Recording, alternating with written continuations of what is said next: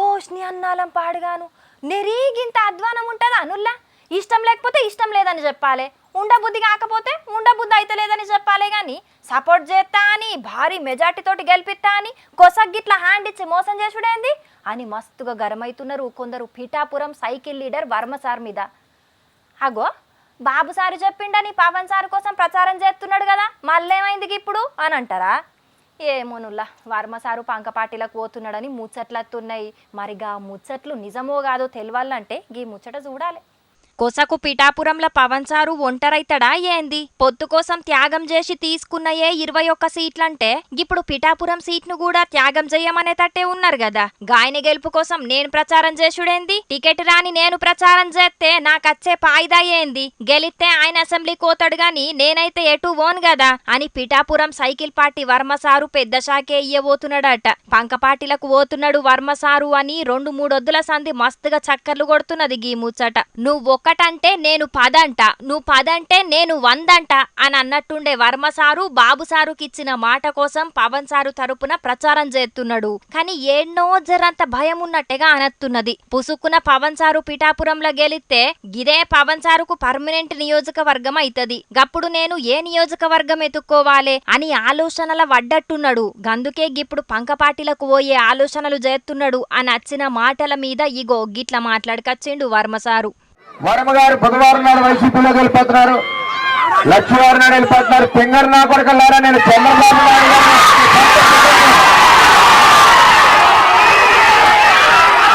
మీరు నన్ను 2014 నుంచి ప్రయత్నిస్తున్నారా, మీ వల్ల ఏది అవ్వదు. మచ్చలేని వాడిని, తప్పు చేయని వాడిని, మాటిస్తే మాటకి కట్టుబడి వర్మని చెప్పి తెలియజేస్తా ఉన్నా. మాలాంటి నిజాయితీగా ఉన్న వ్యక్తుల మీద మీ బ్లూ మీడియాతో పనికి మాల్ని రచ్చ చేస్తే ఈవేళ పిఠాపురంలో ఓడిపోతామని మీకు తెలిసి, గీత గారికి పిఠాపురంలో ఓడిపోతామని తెలిసి ఈవేళ మన మీద ఈ విధంగా చేస్తుంది. కబడ్డార్ బ్లూ మీడియా అని తెలియజేస్తూ జగన్మోహన్ రెడ్డి నువ్వు ఎప్పుడు వస్తావో నేను కండుగా పట్టుకుని ఉన్నారు, మా పార్టీలోకి రమ్మని ఆహ్వానిస్తున్నాను. వర్మ సార్ అంటే ఫైర్ అంటే వర్మ సార్ అన్నట్టే ఫైర్ ఇస్ ద ఫైర్లున్నాడు కదా మొత్తం పిఠాపురం వర్మ సారు. నేనెప్పటికీ బాబు సార్ మనిషినే. మీరెన్నేండ్ల సంధి ప్రయత్నాలు చేసినా, ఇంకెన్నేండ్లు తప్పుడు ప్రచారాలు చేసినా మీ పార్టీలకు వచ్చేదేలే, బాబు సార్ను ఇడిచేదేలే అని చెప్పుడే కాదు, పవన్ సార్ను భారీ మెజారిటీ తోటి గెలిపిస్తాం అని అనుకుంటా జగనన్ననే సైకిల్ పార్టీలకు పిలిచిండు వర్మ సారు. కండువా పట్టుకొని తయారుగుంటా అచ్చి కప్పుకో అని కూడా ఆఫర్ ఇచ్చిండు. చిత్రం కాకపోతే వర్మ సారు గిట్లా మాట్లాడుతుంటేనైతే ముంగటున్న గిలాసా సైకిల్ పువ్వు కార్యకర్తలైతే ఓగ కీకలు కాదు, ఓగ ఈలలు కాదు. అమ్మయ్య, వర్మ సార్ అయితే ఎటు పోతలేడు, ఖచ్చితంగా పవన్ సారు గెలుస్తాడు అని నిమ్మలమైనరట వర్మ సారు మాటలిన్న జన సైనికులు. మా ఇంట్లో 2 టికెట్లు ఇస్తేనే పార్టీలు ఉంటా, లేకపోతే అవసరమే లేదు అని అన్నట్టుగానే కారు దిగి చెయ్యి పార్టీలకు పోయిండు మైనంపల్లి సార్ అప్పట్లా. ఇక మెదక్ల కొడుకు రోహిత్ అన్న గెలిచిండు కానీ మల్కాజ్గిరిలో నాయన మైనంపల్లి సారు ఓడిపోయిండు. అయితే ఓడిపోయిండు కానీ ఇప్పుడు మైనంపల్లి హనుమంతరావు సారుకు పెద్ద ఆఫర్ ఇచ్చిండు సీఎం రేవంత్ అన్న. కాలేజ్లో ఫెయిల్ అయినా పెద్ద కంపెనీల కొలువు దొరికినట్టయింది మైనంపల్లి సార్కి. ఇప్పుడు ఎమ్మెల్యే ఎలక్షన్లో ఓడిపోయినా కూడా ఇప్పుడు డైరెక్ట్ మంత్రి కాబోతున్నాడు. నా చీవంటే మైనంపల్లి సార్దే ఉన్నట్టున్నది కదా అని అనుకుంటుండొచ్చు కొందరు చెయ్యి పార్టీ లీడర్లు. మరి ఇప్పుడు మైనంపల్లి సారుకు మంత్రి పదవనే ముచ్చట ఎందుకు వచ్చిందనంటే, సొంత పైసలు కోట్ల రూపాయలు ఖర్చు పెట్టి తన నియోజకవర్గంలో అభివృద్ధి చేసిన నాయకుడు ఎవరని రాష్ట్రంలో ఉన్నారంటే మీ మల్కాజ్గిరి ప్రాంతానికి మీ మాజీ శాసనసభ్యులు మైనంపల్లి హనుమంతరావు గారు. మొన్న జరిగిన అసెంబ్లీ ఎన్నికల్లో తప్పు జరిగింది. ఈ ప్రాంతం నుంచి మైనంపల్లిని గెలిపించుంటే ఇవాళ మన మంత్రివర్గంలో మంత్రిగా ఉండి మీ ప్రాంతాన్ని అభివృద్ధి చేస్తాడు. అందుకే ఇవాళ మీకు అందరికి విజ్ఞప్తి చేస్తున్నా, ఈ మొత్తం పార్లమెంటు నియోజకవర్గానికి బాధ్యత పెట్టి ఇన్ఛార్జిగా పెట్టి సునీతమని గెలిపించుకొస్తే ఆయననే ఈ ప్రాంతానికి మంత్రిలాగా మీ సమస్యలు అన్ని ప్రభుత్వంలో మాట్లాడి ఆ సమస్యల్ని పరిష్కరించే బాధ్యత సోదరుడు మైనంపల్లి హనుమంతరావు గారికి పనిచేసి పెట్టే బాధ్యత నాది. ఇన్నర్ కదా సీఎం రేవంత్ అన్న మాట్లాడిన ముచ్చట్లు. మల్కాజ్గిరిలో మైనంపల్లిని అనవసరంగా ఓడగొట్టిరు మీరు, గెలిపించుకుంటేనైతే మంత్రి అయ్యేటోడు అని అనకచ్చిండు. ఇక సరే తీయుర్రి, అయిందేదో అయిపోయింది. గిప్పటికన్నా పట్నం సునీతక్కను మల్కాజ్గిరిలో ఎంపీగా గెలిపిస్తే మైనంపల్లికి మంత్రి పదవి ఖాయం అని మాట్లాడకచ్చిండు.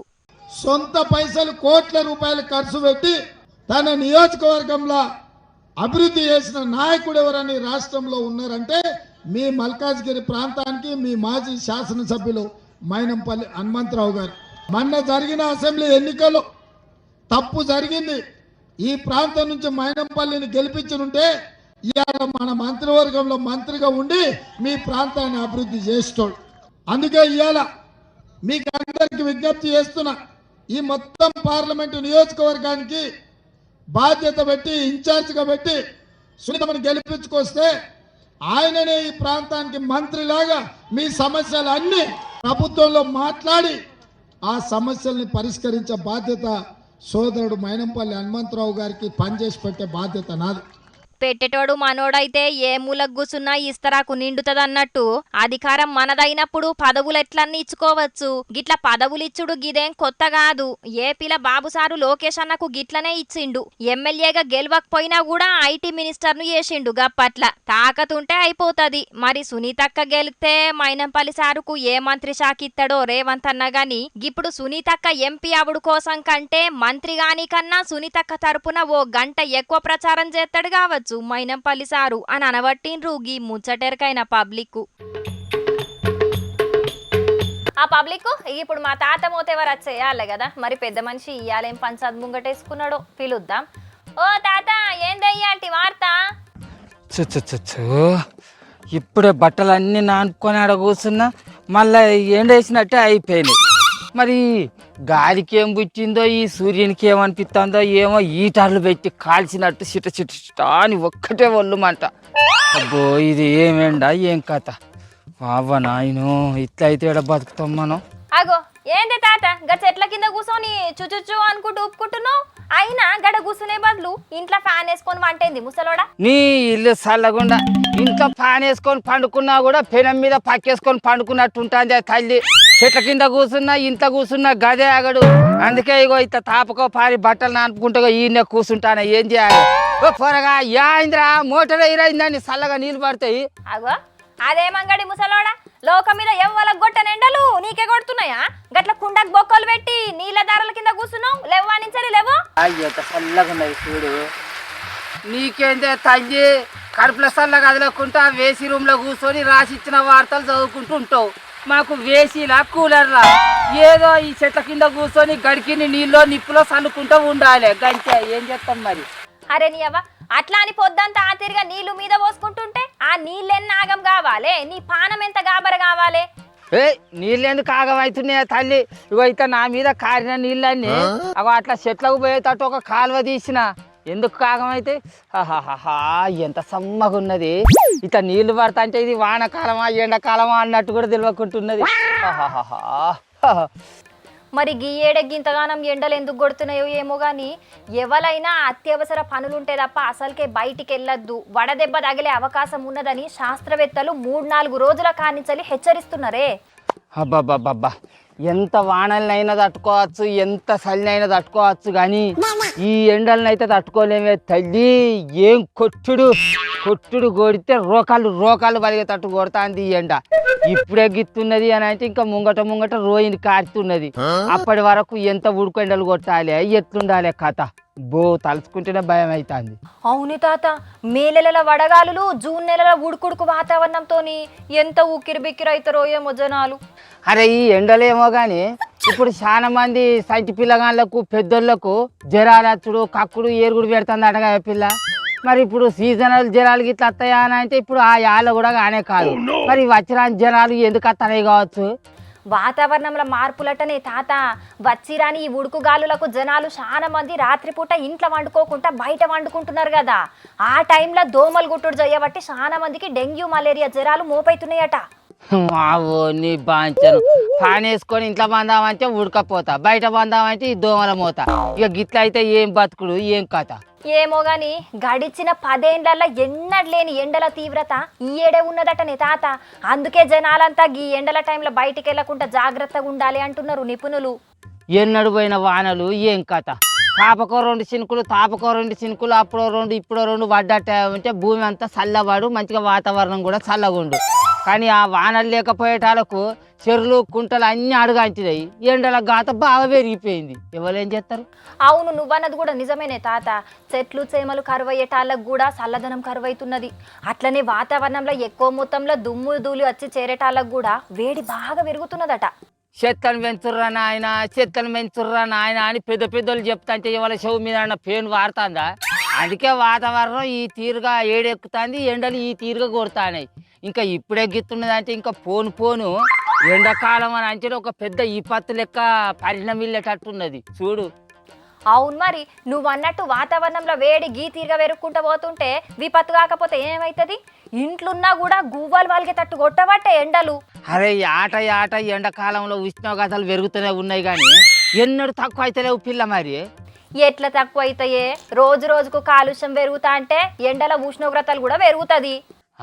కథ ఇత్తనే అయ్యేది అంటే అదేందో ఇంగ్లీష్ సైన్ మల్లగా చూపించినట్టు మనిషికో మిషన్ తలిగించుకొని మూత్రకి ఇట్లా గొట్టాలు పెట్టుకొని అదేందో వేరే గర్భం మీద బతికినట్టు బతకాల్సి వస్తుంది కావచ్చు అందరి పరిస్థితిగా. గసుంటి కాలం జల్దీనే వచ్చినా రావచ్చని శాస్త్రవేత్తలు కూడా చెప్తున్నారే తాత. అయిపోయా, కానీ మా చిన్నప్పుడు గిసొంటి వాతావరణాలు ఎక్కడియే తల్లి. అప్పుడు ఇంకా రోగాలు రొంపులు వచ్చినా కూడా మందుల మాకుల అంత చెత్త పసర్లతోటే వైద్యాలు చేసేది బతికేది. కానీ గిసొంటి వాతావరణాలు ఉండేది ఉంటే మేమేడ బతికి బట్టగాడు. సరే కానీ కడమ వార్తలు అయితే చదువుకో, ఇక నేను పోతాను. మోటార్ ఎవర్రా పని చేసింది, జరసేపు అయ్యర్రా. అరే ఒళ్ళంతా సిట అంటుంది రా, నీకు పుణ్యం ఉంటుంది. చూసింది కదా పబ్లిక్ ఎండలు ఎట్లా కొడుతున్నాయో. పొద్దుగాల 10 కాకముందే సుర్రుమంటున్నది ఎండ. ఇక మే నెలలో ఇంకెట్లా కొడతాయో మరి. జరా పైలంగుండుండ్రి, బయట ఏమైనా పనులుంటే సల్లటి పూట చూసుకోండి ఏమంటున్నాం. ఇక ప్రతిరోజు లెక్కనే ఇవాళ కూడా కొన్ని లిల్లిపుట్ ముచ్చట్లు మూట కట్టుకొచ్చేసిన. మరి అవి కూడా చూసారు జల్దినా. ఆగో, మన ప్రధాని మోదీ సారేదో పానీపూరి దుకాణం కాడ చాటు తయారు చేస్తున్నాడు కదా. మరేదన్నా ఎలక్షన్ ప్రచారానికి పోయిన కాడ గిన ట్రయల్ చేసిండు కావచ్చని పరిశాన్ అయ్యేరు. గిన మన ప్రధాని మోదీ సార్ కాదుల్లో, గుజరాత్ లో ఉన్న గిన పేరు అనిల్ భాయ్ ఠక్కర్. పానీపూరి దందా నడుపుకుంటాడట. గినకు మోదీ సార్ అంటే మస్తు పాయిరమాట. గందుకే సార్ లెక్కనే కుర్తా పైజామా గెటప్ వేసుకొని దుకాణం కాడ పని చేసుకుంటున్నాడు. ఈ గిన సూపుకు సుతం జర్రంతా మోదీ సార్ లెక్కనే ఉండే వరకు మస్తు పరిశాన్ అవుతున్నారట ఆడున్నోళ్ళందరూ. ఇక ఎట్లయినా మోదీ సార్ తోని ఫోటో దిగుడు శానా కట్టమని దుక్నం కాడికి పోయి గీనతోని ఫోటోలకు దిగనీకి మస్తుగా ఎగబడుతున్నారట ఆడున్నోళ్ళు కొందరు. ఇక వీడియో వైరల్ అయ్యే వరకు చాయ్ దందా నడిపిన మోదీ సారే దేశానికి ప్రధాని అయ్యిండు. సారు ఫేస్ కట్టుండి పానీపూరి దందా నడుపుతున్న గీన కూడా శానా గొప్పోడు అయితుండొచ్చు అని అనబట్టిండ్రు శానా మంది.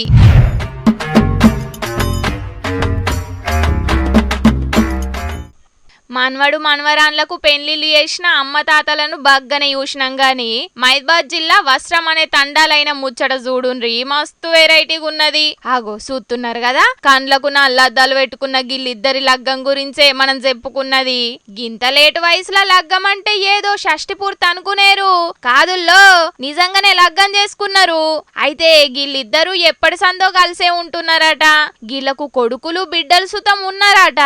మరి గిప్పటి లెక్కనే డేటింగ్ అని లగ్గం చేసుకోకుండానే కలిసి ఉంటున్నారు కదా శానా మంది. మరి గీళ్ళు సుతం గట్లనే అనుకున్నారో ఏందో గాని గప్పటి సంధి లగ్గమే చేసుకోలేదట. అయితే ఇప్పుడు వాళ్ళ సీక్రెట్ ఎట్లా బయట పడ్డదో ఏందో గాని గిల్లిద్దరికి లగ్గం చేయాలని అనుకున్నారట ఇంట్లున్నోళ్ళు. ఇక ఎంబటే ఫ్లెక్సీలు కొట్టించి పెళ్లి మండపం చేసి వీళ్ళిద్దరికి లగ్గం చేసిండ్రు. ఇక ముచ్చట తెలిసి ఆడున్నోళ్ళందరూ మస్తు పరిశాన్ అయినరట. లైఫ్ లా సెటిల్ కాలేదనో లేకపోతే చెల్లె పెళ్ళైనాక చేసుకుంటానో లగ్గం లేట్ గా చేసుకున్నోళ్ళని చూసినాం గాని మరి 70 ఏండ్ల వయసులో చేసుకున్న గిల్ల లగ్గం చాలా చిత్రంగానే ఉన్నది కదా.